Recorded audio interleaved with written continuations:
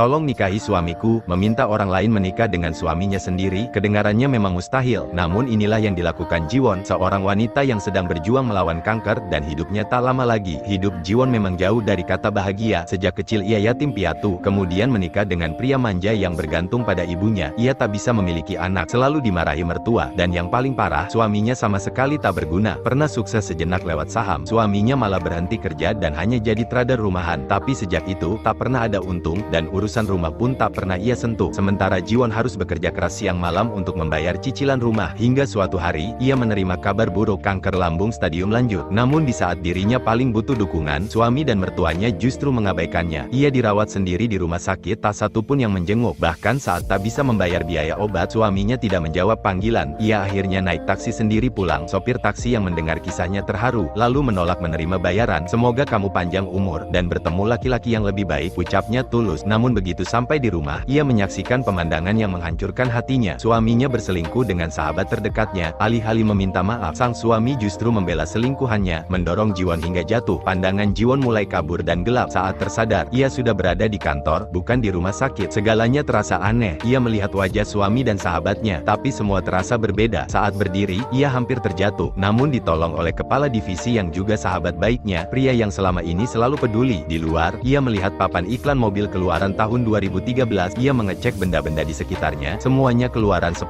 tahun yang lalu, padahal ia meninggal di tahun 2023. Apa yang sebenarnya terjadi? Ia mengingat uang yang diberikan sopir taksi. Di pojoknya ada coretan hati kecil. Ayahnya dulu sering menggambar itu di uang kertas. Ia pun tersadar, sopir taksi tadi adalah mendiang ayahnya, yang entah bagaimana membawanya menembus waktu. Pintu rumah terbuka, muncul suaminya yang saat itu masih menjadi pacarnya. Mengingat segala penderitaan yang akan datang, Jiwon tahu ia tidak ingin mengulanginya. Saat mengecek saldo, ia hanya punya 700.000 won. Namun itulah titik awal ia bisa mengubah nasib. Ia ingat momen suaminya membeli saham tertentu yang sempat memberi keuntungan besar. Kali ini, Jiwon melakukannya sendiri. Ia juga memeriksakan kesehatannya. Hasilnya, hanya mah ringan, tidak ada kanker. Dengan harapan baru, Jiwon membeli buku saham, belajar lebih dalam, dan bersiap untuk kehidupan baru. Di kantor, ia berani mengambil resiko, mengajukan ide yang sebelumnya dicuri sahabatnya di masa depan. Kali ini, ia bergerak lebih dulu, dan berhasil. Tampaknya alur masa depan mulai berubah. Jiwon menyadari bahwa rasa sakit dan luka tetap akan terjadi, tapi bisa berpindah ke orang lain. Sahabat pengkhianat itu datang lagi, tapi kali ini, Jiwon balik menjebaknya. Kalau kamu begitu menginginkan pria itu, ambil saja. Jiwon akan mengubah takdir, mengalihkan semua penderitaan pada si pria brengsek dan sahabat pengkhianatnya itu, dan memulai aksi balas dendamnya dengan elegan.